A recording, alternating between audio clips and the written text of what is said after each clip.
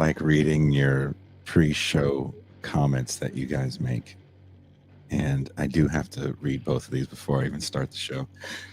Jason must have been performing his own filibuster to delay the show until the studio was populated by more long butts. No, I didn't. What up, good people? We talking about Walmart Obama tonight? Damn. That is mean. You guys are a mean bunch. Greetings. I'm your host, Jason Miles, and welcome to another episode of This is Revolution Podcast. Second one today. For all the returning listeners and subscribers, and of course, our very valued patrons, thank you so much for coming back. You are the fuel in the TIR engine that keeps us going. To those new to the channel, thank you for taking a moment to check us out. If you dig what we're doing, please hit the like and, of course, subscribe. It goes a very long way in promoting the channel. And don't forget, if you don't already know, tomorrow night, I'll be doing a live podcast in the city where I left my heart. San Francisco, April 17th, Thursday. Ben Burgess and I will be at the El Rio in the Mission District doing a live podcast. The subject is Trump the end of history. Wherever you are watching or listening to this episode, there is a ticket link in the description. I look forward to seeing some familiar faces. Of course, meeting some new ones. Very excited about that. Never know who's going to show up to this live stuff. People keep saying every time, you should come to blah, blah, blah city. And then you go to blah, blah, blah city and like 4 people show up. I'm like, well, you know what? This is why we don't go to blah, blah, blah city. This is the city I'm from. So we'll see if anyone shows up. If no one shows up, we'll blame Ben Burgess. While Cory Booker recently earned accolades from progressive circles for his record-breaking filibuster, a moment that painted him as a tenacious defender of resistance democratic values, there is a much more complicated picture lurking beneath the surface. According to the late Glenn Ford's investigation, the Black Agenda Report, Booker's public education legacy is steeped in a long-standing pursuit of neoliberal reforms. Despite his skillful use of feel your pain language to resonate with disenfranchised communities, Booker's policy proposals in New Jersey have consistently aimed to dismantle and privatize the traditional public education system. This duality raises a critical question. Can Booker's populist rhetoric ever mask an agenda that ultimately seeks to subject public education to market logic and privatization? Ford's analysis suggests that behind the charismatic veneer lies a record that aligns with neoliberal objectives, a stark contradiction to the unyielding defense of public institutions often promised by progressive leaders. To help me dissect this situation is my homie, my co-host, my dog, the man of the Mau Mau Hour. He's the Prince of Miami. He is the Pascal Robert.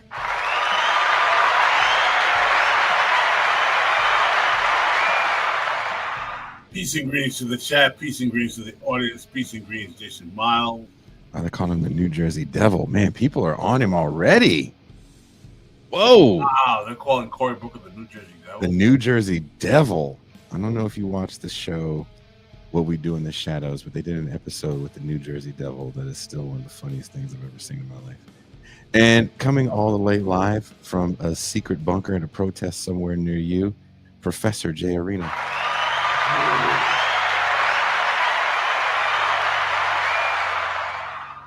What's going on, brother? How are you? Hey, good to be back in your company here. Well, I wish I could have had you back sooner. I don't know who I was talking to Toure Reed about this, and we were talking about the White House trying to dismantle the Department of Education. Oh, right, yeah. And Toure goes, you know who would be great? You should get Jay Arena and Daniel Moak. And you can get Jay to really rip into this Cory Booker filibuster thing.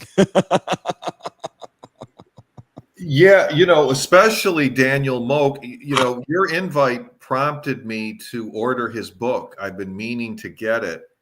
And it's really the long durée on Cory Booker.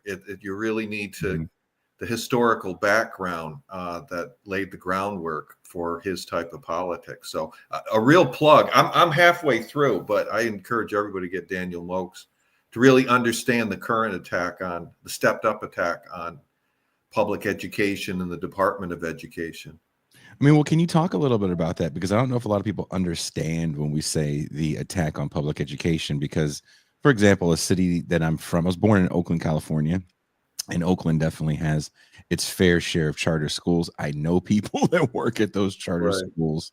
Can you talk a little bit about what we mean when we say like the charterization of public education? Okay. Well, let me give a first a plug for Glenn Ford.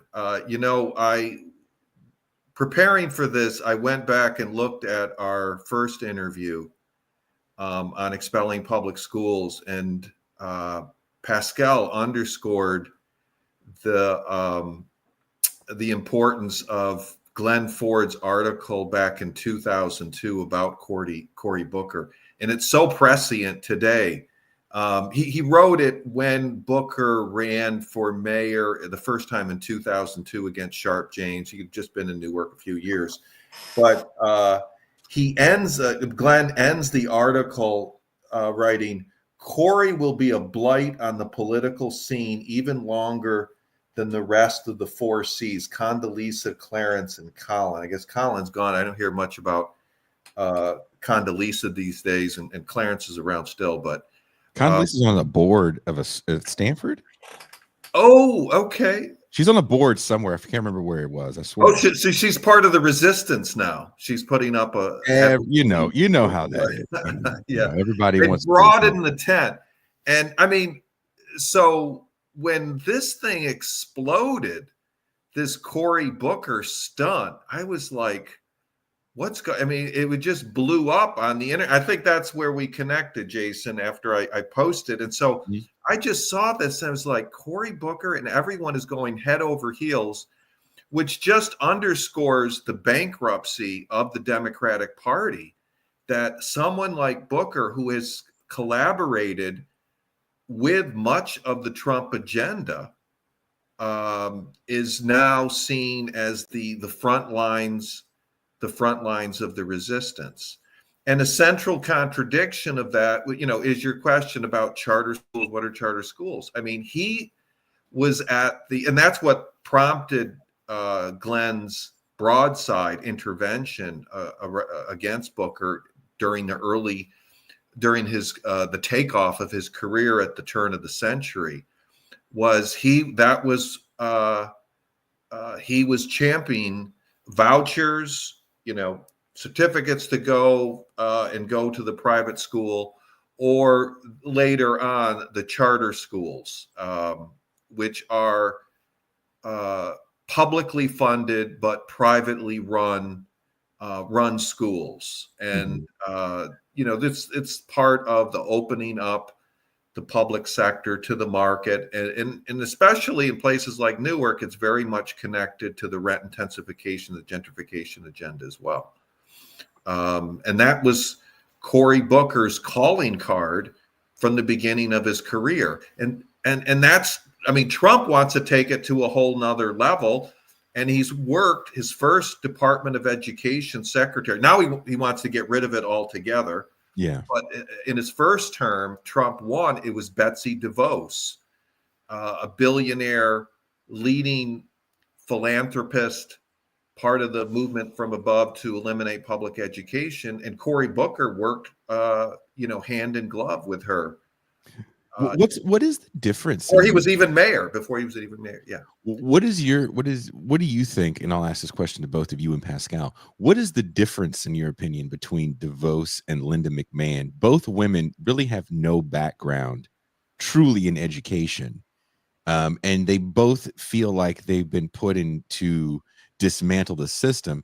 I will say during Trump 1, which does not have the same force, it doesn't feel like the same bulldozer to democracy that Trump 2 is. That being said, I felt like, and stop me if you think I'm overstating it here, that there was really a grassroots push to forgive student debt. And there were a lot of lawsuits that were filed, especially by these for-profit universities, where people were getting scammed out of money, where they did have to make some not refunds, but people got some settlements under Betsy DeVos. What's different about Linda McMahon this time around, in your opinion, Jay? Well, I'll let Pascal, if he wants to go in. I mean, I don't know. It's so much the difference between these two characters, but clearly the Trump regime is some people before said the danger would be we get like the successor to Trump who's really serious, organized to carry out his agenda. Well, it's Trump, and he's really got an agenda, a militant agenda. So I think that's not so much of these two individuals, but that this is a different Trump regime, and they've got a serious plan. They're organized, and they know, they want to demolish. I mean, there's talk about, are we still in neoliberalism? Clearly, at the domestic level, this is a whole nother attack, a deeper attack, unprecedented attack on the public sector. And, he's got a Linda McMahon doing this now. I think Betsy DeVos, I think they'd had the falling out, I think, after the coup attempt during the election. And so I think they might have fallen out. But if she had been in there now, I think she would be happily doing the same thing that the wrestling magnate is doing now. So, Pascal, do you want to add to that? No, I think Linda McMahon is just simply putting the dotting the I's and crossing the T's on the overall agenda, which was to shutter the Department of Education. I think it's really more in the substance than the actual. It's more in the style than substance in terms of the actual difference.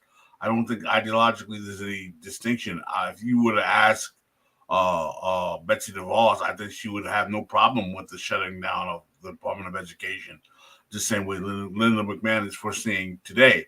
But it's just a matter that that Linda McMahon is the ultimate executor of the overall process to get the thing done. Right. So it's just a matter of timing. Yeah.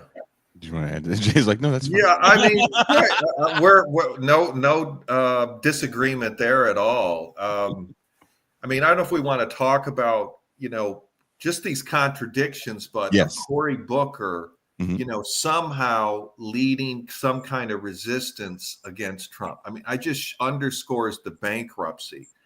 I mean, on one, he's supposed to lead this resistance. He worked with Betsy DeVos, Trump's first Department of Education secretary, to dismantle public schools, to push the privatization agenda.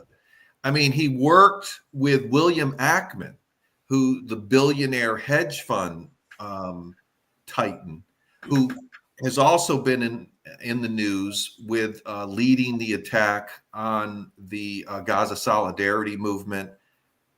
It was revealed he was on a chat with Mayor Adams in New York, pressuring. I guess Adams didn't need too much pressuring, but encouragement to send out the police to crush the Gaza Solidarity encampment. He's also pressuring attacking the movement at Harvard and higher education in general. This same William Ackman was a major funder of Cory Booker's political campaign and his movement to privatize public education. So when Cory Booker, he was elected in 2006. He first ran in 2002 in Newark.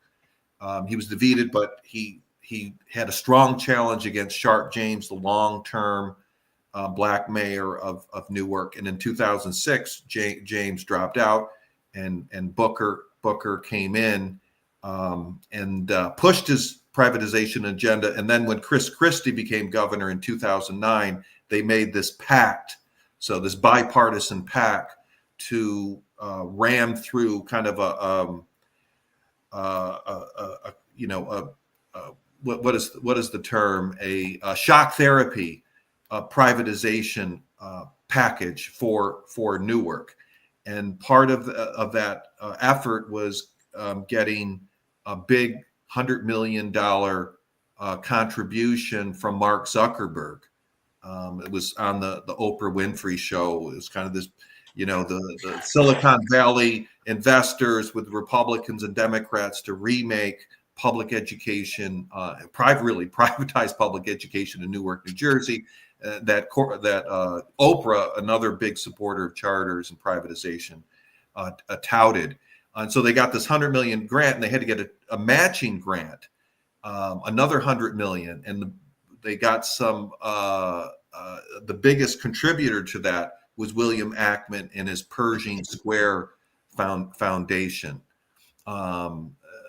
So again, this is the guy that Cory Booker, who's been working with Betsy DeVos, William Ackman, and then the other cornerstone of Trump's agenda. I mean, demolishing public education, the public sector writ large, but also taking the genocide to a whole nother level. And so he's long-term ally of William Ackman. And then this, I think, photo did circulate quite a bit after Booker's act, that 25-hour stunt in Congress, which wasn't, as people pointed out, at least when the reactionary Strom Thurmond got up there, it was to try to stop some kind of legislation. He wasn't even trying to jam any legislation. It was just to get Cory Booker out there in the spotlight, which he is pretty talented at doing. He did that a lot in Newark, and he's taking that to the Washington.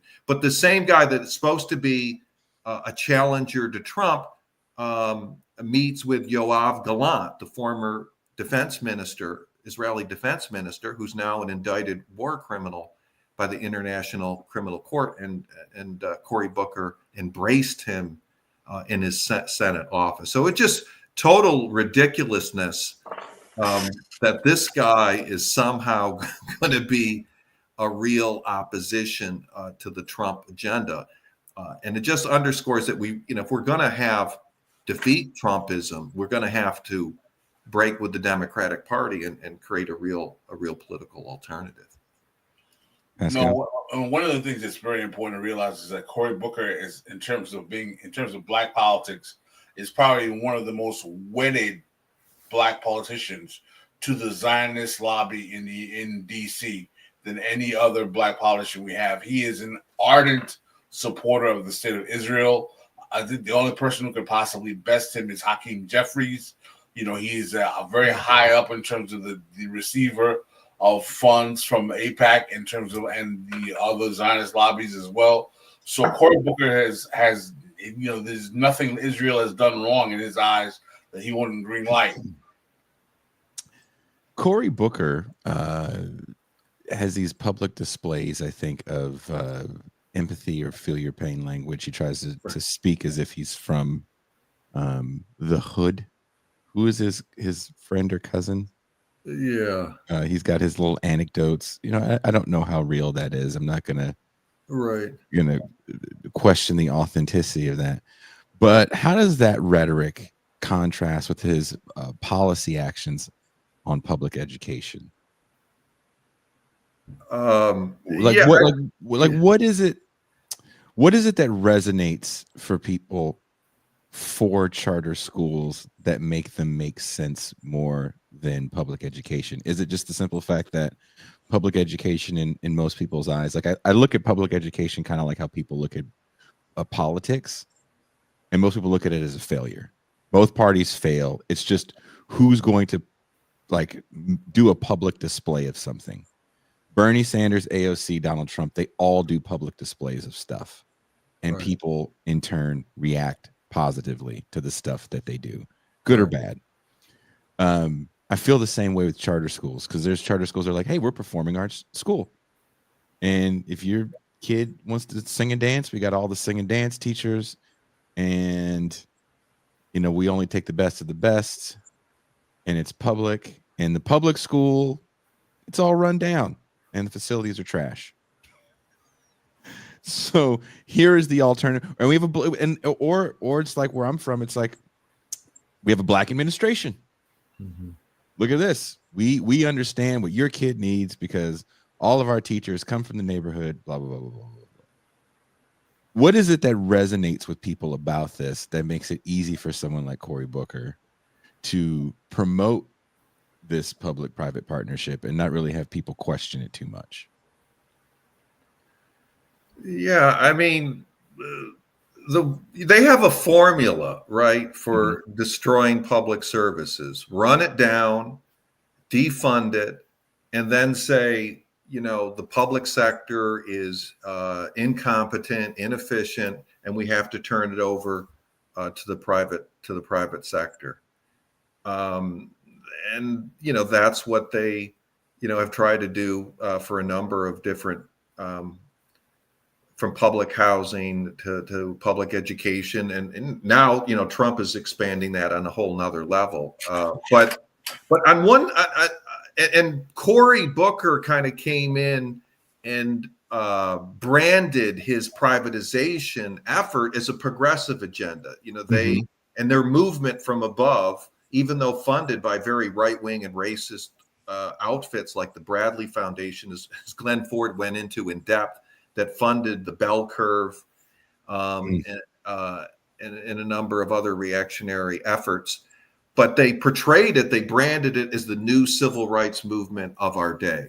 And I think, Daniel Moak, I thought he might have been here on the show. No, he couldn't. He could have been a nice addition because he goes into in his book about the problem is that they put all these social problems on education, that they're supposedly going to solve poverty and joblessness, when we have to transform the economy. And education should be about educating people and critical thinkers to transform our society.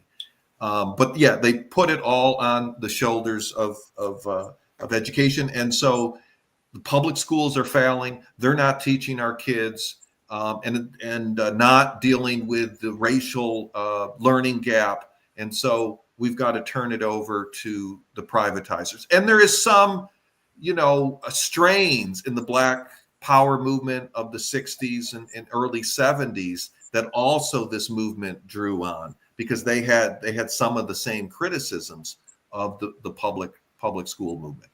And so that's kind of how they framed it, and Booker and company framed it to this progressive agenda. But nonetheless, and that's the real interesting story in Newark, the hopeful story, is that despite this progressive branding, despite all this money that was poured into Cory Booker's campaign and his whole privatization effort, it fell flat.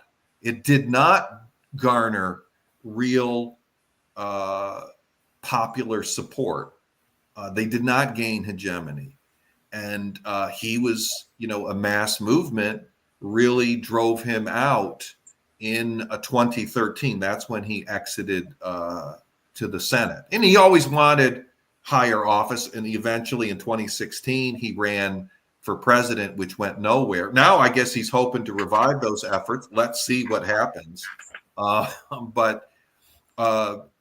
Yeah. I mean, it was presented as this progressive agenda, and it was defeated in Newark, New Jersey. The successor, that's another story. Maybe we can get into that a little bit later. And that's his successor, Ras Baraka, is also kind of portraying himself as the face of resistance within New Jersey to the Trump agenda. And he's actually, at least by the polls, he's doing pretty well. But maybe we'll touch on that a little bit later. Sure. Pascal, you look like you want to say something.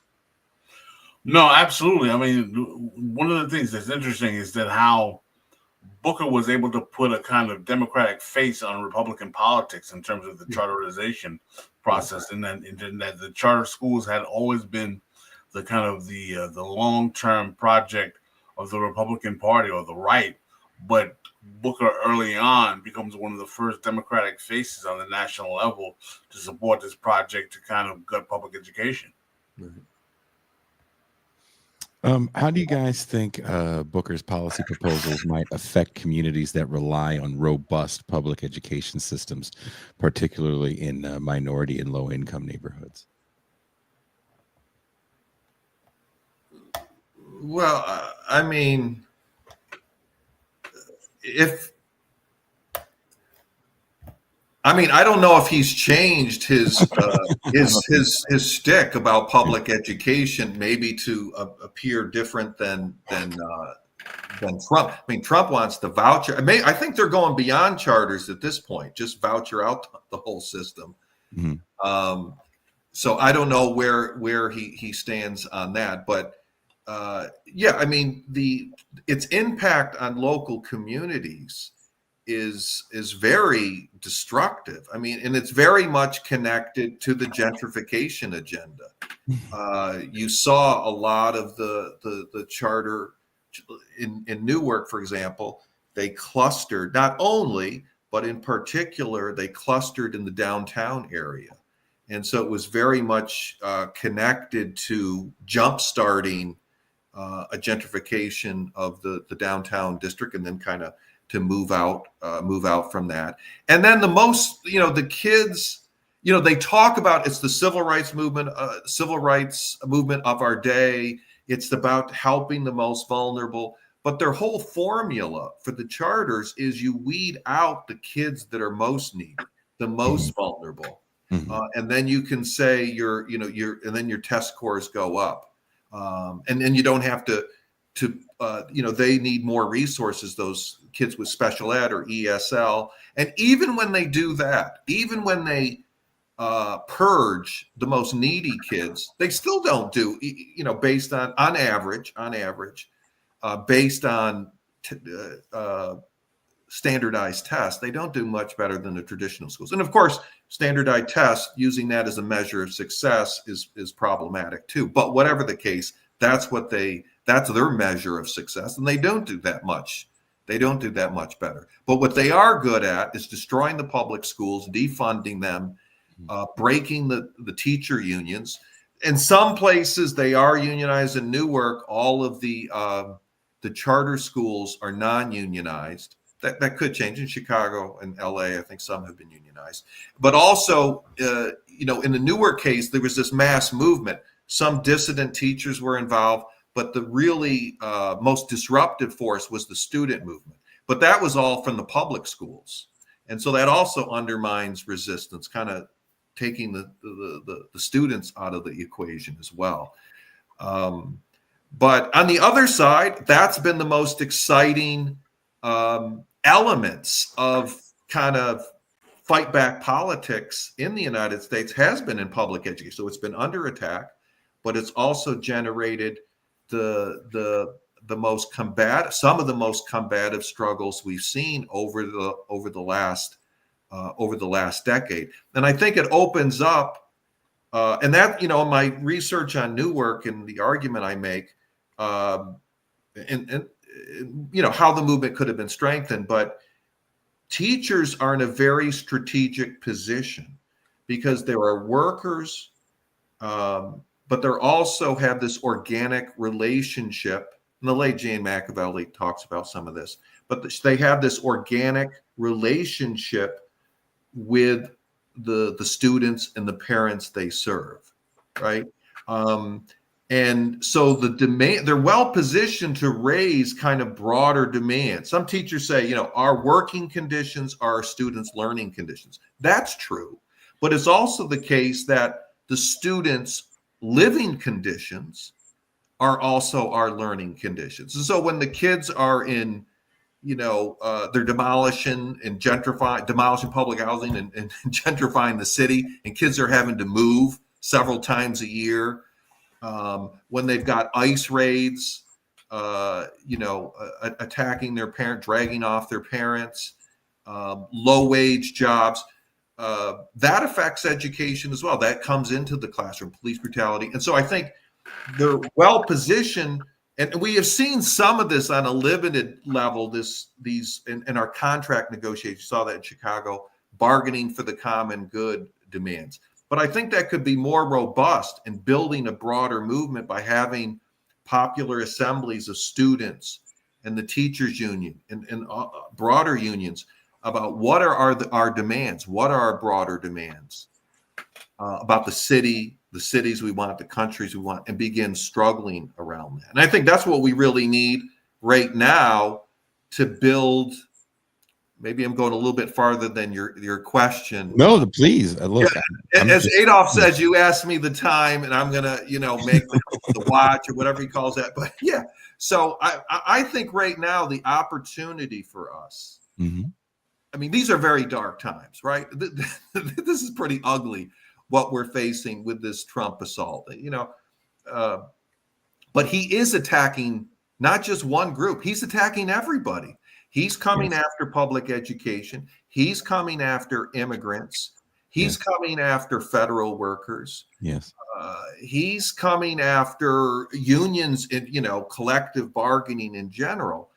And so that creates an opportunity for all of us, all those under attack, to come together, popular assembly. And what are we fighting for? So to go from the defensive onto the offensive. And yes, I think public education, which is a particular target, can be a real strategic force because, again, of that organic relationship to mounting this broader fight back of what we want, a coherent set of political and economic demands. Well, let me and the Palestine movement, and we are seeing some of the merging of the movement. You can see that around Palestine and the immigrant rights movement and emerging, but we need to broaden that out further. Well, can I complicate that by asking this question? There's been several what do you call them, school board seats that have been taken over by people with far right ideologies. And I wrote about on the last, we have a little series we have here in TIR's Patreon called The Crisis Papers.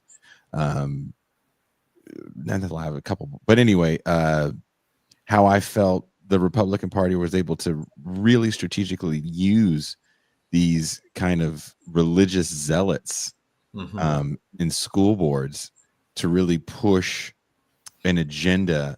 And the agenda is the Democrats are failing you. And I think they used it with can't remember the city, Chino Hills in Southern California. Not that big of a school district, not that big of an area. But their school board president was a bit of a religious zealot and had a mandate that any teacher that saw a student that was coming to school as a different identity than was on their paperwork, then they had to call home only if they believed that the student wasn't going to get harmed at home. So of course no teacher called because there were no students that were doing that. It was kind of one of those things. They just made a policy up and a whole uproar started that became a big national story. But how can I put this? I use that as kind of an example of the strategic nature of power, how the right went into the easiest place to infiltrate school board elections. You don't got to spend a ton of money. We've seen school board people, even in San Francisco, get voted out by a little bit of right-wing money to push these agendas, i.e. charterization, weird trans agendas that don't really make any sense. Should we be saying that maybe we need more people on the left in school boards? Because I feel like that's a fight that a lot of people on the left don't even bother with. But it feels like it's an important one to be in, especially right now. Yeah, Pascal, I don't know if you want to weigh in on this, but I know, yes, since the pandemic, that's been a target of the right wing, but I don't think that's gone very far, has it? In places like Florida, I mean, you mentioned this place in California. I mean, some of those wedge issues. The state attorney general sued the school district. The school district actually paid an absorbent amount of money to fight this, but several other school districts adopted that same policy. Right. Yeah. So yeah, it's winning. because what it became down to was the Democrats don't want your kids. They're not protecting your kids' safety. And all we're saying is, if your kids are going to school, don't you want to know what's going on with your kid in school? And that became the argument. And it was a very successful argument. part of the problem is that the Republicans are painting the Democratic Party as the anti-family values party. Mm-hmm. And because the effects of that on education are rooted in the fact that they are trying to sacrifice your kids with their liberal agenda, it creates a Republican talking points that allows them to take education and put it under the rubric of protecting family values. So as a result, anything the Democrats propose, they tie to their kind of like questionable quality of life agenda or their, a liberal identity politics agenda that the Republicans reflectively will say is anti-family values, and that's why we have to take back our schools. Yeah. Now, I mean, in the Newark case, Ras Baraka, so that was he was the successor to Cory Booker. Mm-hmm. Cory, that movement is driven out in the early teens, drives Booker out, and then later his chosen state superintendent, Cami Anderson, comes out of the Teach for America privatization movement.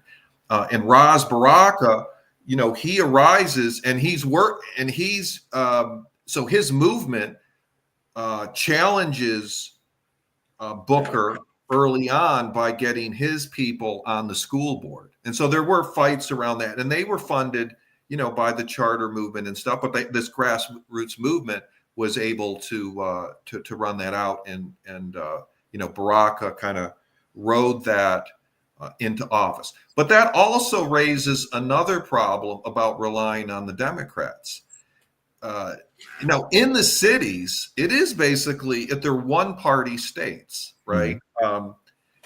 And Baraka was supposed to be the progressive wing of the Democratic Party in the nation. There was a lot written about Ras Baraka's election in 2014. Bob Dreyfus and Mary Dreyfus I had a little exchange on Facebook as well around this Booker spat. And that he was going to be this new urban progressivism linking up with Bill de Blasio across the river and others around the U.S. in this big turn. But what eventually happened was he kind of defanged the movement. This mass movement defending public education brings into power. And then he kind of corrals that movement and turns it into one around self-determination, right? Getting back local control rather than a movement to defend our public schools and take back to deprivatize, because like 30% of the schools in Newark, 30% of the students are going to the charter schools, and that's all money taken away. Every student, the money follows the student, and so that's taken away from the public school budget, and so it's like a slow moving privatization. And when Baraka gets in there, he doesn't do anything to reverse it. In fact, it continues to expand, but the movement had died now. And now he's kind of replicating this, and now he's running for governor. He looks like he's doing pretty well, but he's a very talented politician, political operator, and he's now, like he did for the city, to win as mayor, he's riding this anti-Trump resistance movement that's emerging. But if he replicates what he did in Newark, once he gets into office, we're not going to see any kind of dramatic changes. And so I think the cities, Jason, responding to your question or critique about how to respond, they are basically one-party states. And I think that's a real opportunity for the left, not running in these Democratic primaries, but presenting a real the movements having their own electoral arm, running on a program democratically arrived at. And I think that's where you can get some real leverage. You might not win initially, but if you have a real threat to the Democrats, and that's all there is at the local level, that's when you're going to make gains, and that's when you're going to build a real political alternative. And I think that's the lesson. If we're going to defeat Trump, I mean, the Democrats got us to this mess, to this crisis situation. They're not going to get us out. as much. And a lot of people have gone goo gaga over Cory Booker. You know, he looked really good, but they're not going to build the kind of fight back that we're going to need to be Trump. And I will put out there, I think, Les Leopold, the labor educator, Labor Institute. Adolph Reed sits on his board. He's put out a call for 1 million people to sign a petition to say, yes, we support a Labor Party in running candidates, to underscore that there's real popular support. I mean, because that's the thing, the Democrats are as discredited now as they've ever been. I don't know. And I think Bernie and AOC are running around the country to try to, rehabilitate their image and stuff. But I think there's a real opportunity of real independent politics tied to a movement right now, with the total discrediting of the Democrats, the unwillingness. You mentioned Jeffries, no relation, I believe, to Shavar Jeffries, who Ras Baraka ran against and is totally was part of head of Democrats for Education Reform. They have so many different organizations, so many front organizations, the school privatization movement. But these guys are not putting up any kind of Schumer, the official leadership. And so they have someone like Booker, I guess, saw an opening and he took it. But can anyone really believe we can get behind Cory Booker to lead any kind of real opposition? Joe or Biden even Ras Baraka, who we've seen the act. We know the act in expelling public schools, audience, right? So I'm not just I'm not just hating on Ras because he's Ras, but we know his record in Newark and the way Democrats like that can operate to kind of contain a movement and channel it into a safe direction that doesn't pose any real threat. Pascal. No, it's what are your thoughts on the Green Party then as a third party option? If you have the problem with the Democratic Party, do you see them as a viable pivot away from the traditional Democratic Party politics? No, I mean, the problem with our, the Democrats or even some of these other, supposed challenges, they have a trust me formula of democracy, right? We vote for you and we then trust you to carry out what you promised. But there's a big disjuncture, right? That doesn't happen. And we've seen that in so many cases. What we should be doing is have kind of movement parties where our movements come together, decide what our agenda is, our demands in popular assemblies. And then we have a kind of delegated form of democracy where we choose candidates, kind of movement candidates that are ordered to carry out that agenda. And there should be some sanctions when they deviate from that. Now, it's not like we can immediately remove them, but there has to be some sanctions. I mean, this has come up with the DSA. I mean, in so many ways. I mean, AOC, Bowman, these people, they take positions whatever they want. And I don't think that's a way. We need an electoral arm that is democratically controlled by the base. That's and that's fighting. Then these representatives are also fighting in the streets with us as well. So I don't know. I don't know about the Greens, but that's kind of my vision of a movement electoral arm. So we need a mass movement, and we need a democratically controlled electoral arm. And I think, they always want to run the presidential candidate, but I think we should be running people at local and state levels first. And we kind of have the capacity to do that. And as I mentioned, most of these are, many of these urban centers are totally Democrat. The Republicans are not They're not a factor, really. It's a winning strategy, but I think most people, even people that are watching this show right now, because I'm broadcasting all over the internet. I'm not broadcasting strictly in New Jersey right now, right? Yeah. This isn't Patterson local cable. And I think that's a problem because no one really wants to talk about localized elections. Yeah. I'm not going to get a lot of views if I bring on, socialist candidate X for the city council of Bayonne, New Jersey. People aren't going to want to tune into that. Mm-hmm. And I'm not going to sit here and lie and say that kind of stuff doesn't drive why people do what they do as far as these shows. So if people are really tuned into these shows more so than their own local news, because news lies, right? Whatever. Then you probably don't understand the local politics in your city unless you're just super involved in those. Mm-hmm. And if you are, then you're probably not watching this anyway. So I think that's the brilliant strategy.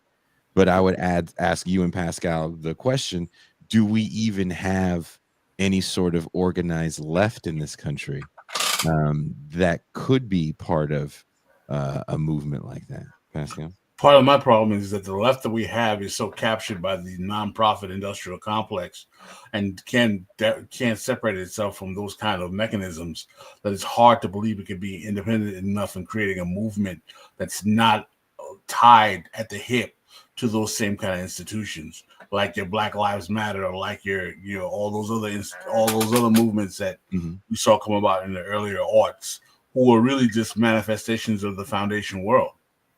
Yeah. Jay?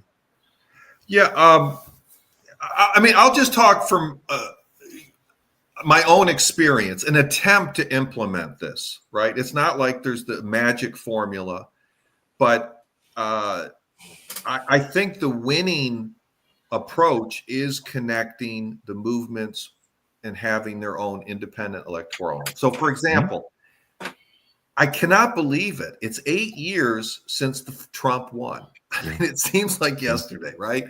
But in northern New Jersey, the cutting edge resistance to Trump came out of the immigrant rights movement. The local, it's deep blue, right? Deep blue in northern New Jersey. All the cities and the counties are run by Democrats.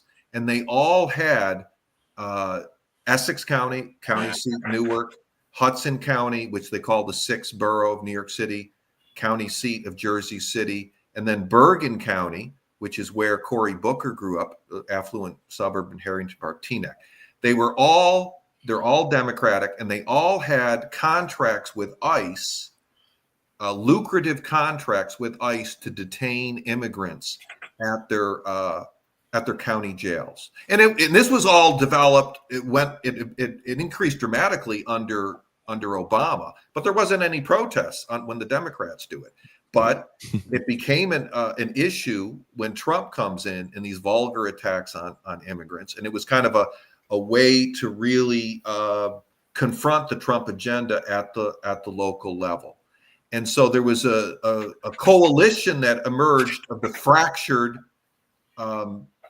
immigrant rights movement. And Pascal, building on your point of the nonprofit industrial complex, that was the big division.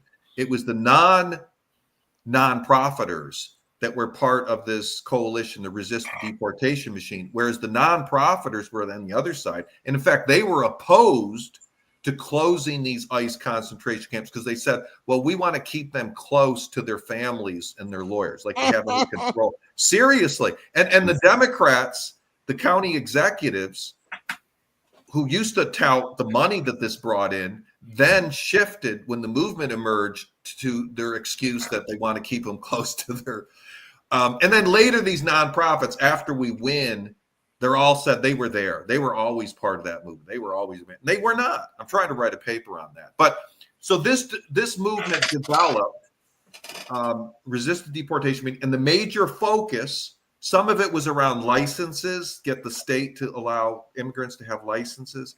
But the big issue was to get these Democrats to break their damn contracts with ICE. And there was this big struggle, fight with the nonprofits. And within the movement, some of us argued we should have our own electoral arm, democratically controlled, to run not only against the ICE jails, to close them, but a broader set of demands. And it came like a lot of these have become hegemonic, right?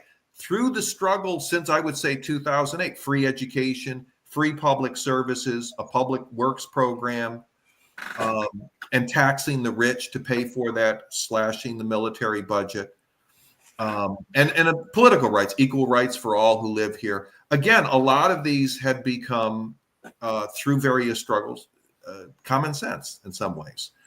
And so some of us within the movement said, yeah, let's run our own electoral arm to advance the movement, a democratically controlled candidate. And so, yes, and I wrote about this a bit in the book, I was chosen to do this, but there's still within the left, there's not agreement on that. It's part of it's one of the major trenches, I think, of advancing the kind of movement that we need. It's part of the intra-class struggle. And so we don't have agreement on that, and including people like the DSA and some other groups as well.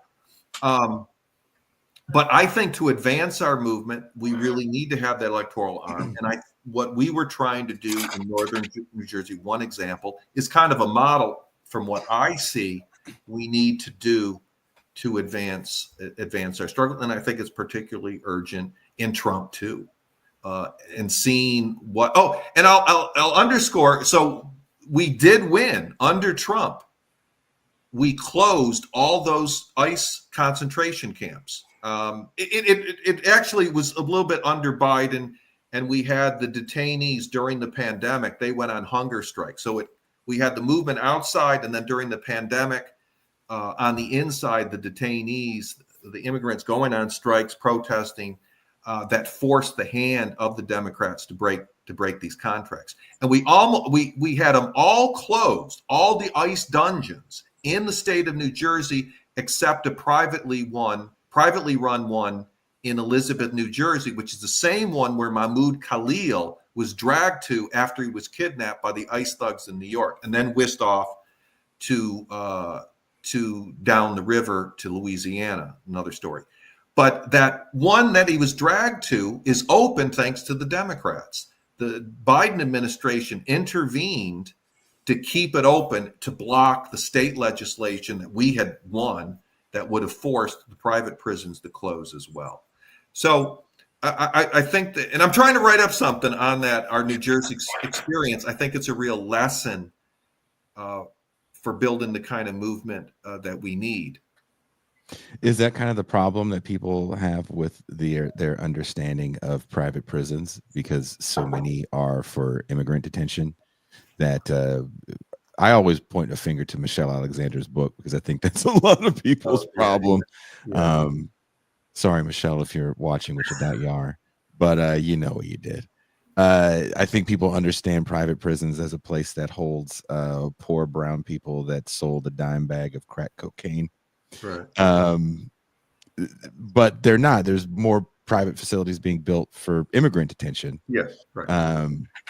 You never hear about that. You might hear about it a little bit more now because there's so much quote unquote resistance to Trump. One thing about Donald Trump that is his Achilles heel is that the attention that he so seeks is the attention that he gets. Mm-hmm. So to your point, as Democrats can kind of do things in the shadows, Donald Trump can't even break wind in the shadows, because everything is a leaked text message. This is what he's doing, because he's news all the time. So, which I think is to his detriment. He's got a horrible approval rating. Everything he's tried to do has enraged his base. The only people that are happy are just kind of a minority of fervent racists.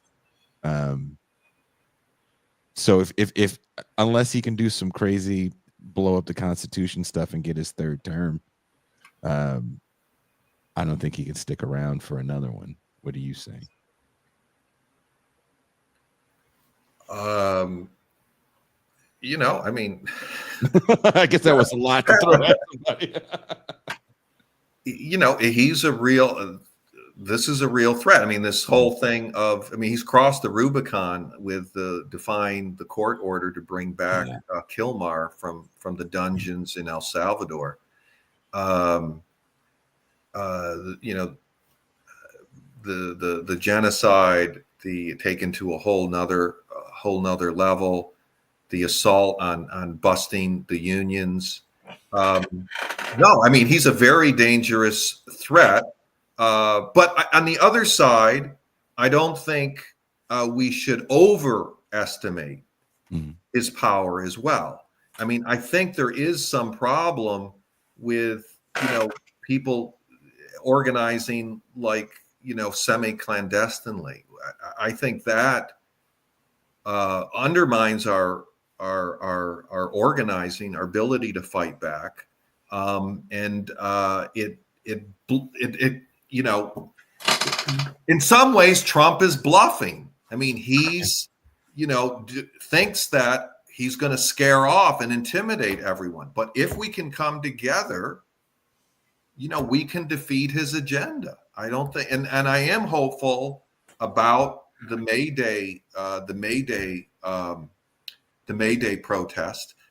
We do see some unification of different movements and you know, some common demands.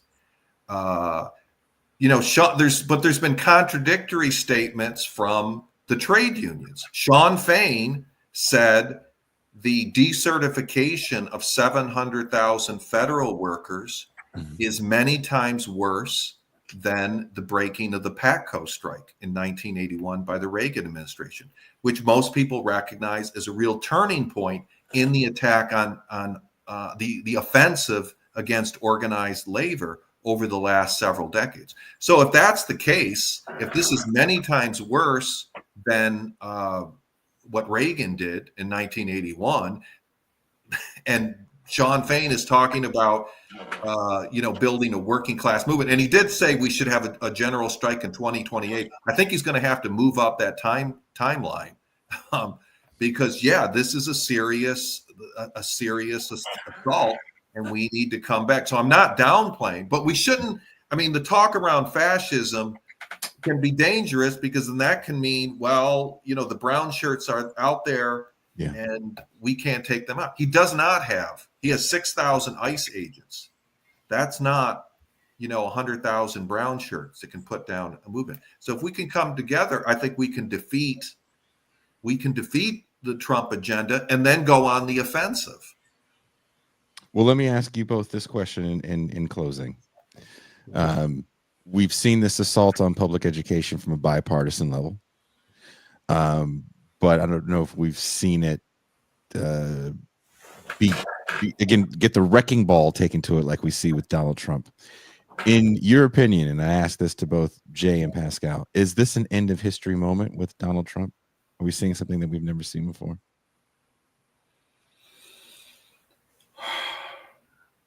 I think we're seeing something that we've never seen before, but it doesn't mean that it's not going to be replicated again. I think that Trump is a one-off in that he's starting a trend that we've never seen in terms of his autocratic nature, but that it's something that can be easily replicable. And I think that it's going to be the future direction that the Republican Party takes down the road. But would you agree that you need to at least be Donald Trump is unique in the fact that nobody in our young history, we're a very young nation, has had someone literally walk off of a television set and into the White House. I think that's part of it, right? But I mean, it is kind of a global trend. I mean, we clearly have seen this. It's a global authoritarian trend. I'll take Adolf's metaphor that we've kind of come to a T in the road, that we either go in this, you know, more authoritarian direction, which I think that's where we are headed. We are definitely, or it's going to go in call it a workers' alternative. And I think that's our challenge, our responsibility in the United States and globally, but particularly here, to build that alternative agenda. So yeah, I think we are in a real turning point. But it's not isolated by any means. It's not a kind of a one-off in the U.S. It's part of this more global capitalist crisis. And you don't think this is anything different. There's some people in this quote unquote left space that believe that Trump is the end of neoliberalism. Do you believe that at all? Well, on the domestic level, certainly not. It seems like it's just it's a whole nother deeper level. Yeah, on the whole issue around trade. It's an authoritarian version of the same problem. Yeah. Well, Jay, do you have anything you'd like to promote before we go? I just want to promote TIR. It's one of my favorite podcasts. I'm a regular listener and appreciate you having me on. I hope the audience enjoyed our exchange, and I certainly did. All Pascal, right. you have anything to say before we go? I appreciate Jay coming on. This was a very clarifying conversation. Yeah. Well, I always try to hold out hope for public education because I feel that that is a fertile battleground. Definitely. That people don't get involved in enough, maybe because they don't have kids and they don't feel that they have a dog in that fight. Even if you don't have kids, you have a dog in that fight. Thank you very much, Jay. Okay. Have a good one. Pascal, I guess it's time to go. I will be in San Francisco as soon as I wrap up this show and get it ready for the audio only. I'll be packing my bag and heading north. Have a safe drive, comrade, and enjoy your presentation with Ben. Thank you very much, Pascal. You have a very good night yourself. No champagne room tonight. Of course, no show tomorrow. I will be replaying what I thought was a cool interview. So far, it's my favorite interview I've done so far with David Garfield. Maybe because I'm in such a weird phase. I was talking to my brother today, who I'm going to see in San Francisco, and he was asking if I heard this new heavy album. I'm like, you know what, dude? I wake up every morning and listen to Steely Dan. So no, I haven't heard it. I said, maybe he's living by the ocean. He goes, maybe it's age. He could be right. But thank you guys for hanging out with us. Jason has a brother. Brothers. Dun, dun, dun. For the live show, you'll meet him. Well, you won't meet the one I was talking to today. I was talking to the other one yesterday. You might meet him at the live show if you guys go to the live show. So yeah, I'm excited. I'm excited to see y'all's faces. Don't be weird. Just come up to me and say what's up. On that note, let's get out of here. Let's play cartoons on the way out. This is a depressing day for me. We had Besner and Kuba on for me early in the morning, ending with another show that I don't know. I hope it gave people a little bit of hope. I think Jay tried to give us some hope, and I want to take Jay's hope as I write. The other thing I'm doing before I leave here is finishing up my script for the live gig tomorrow. So yeah, this is a very defeatable problem. It'll take a collective effort. But that being said, let's get out of here with cartoons. I will see you guys next week. I am out.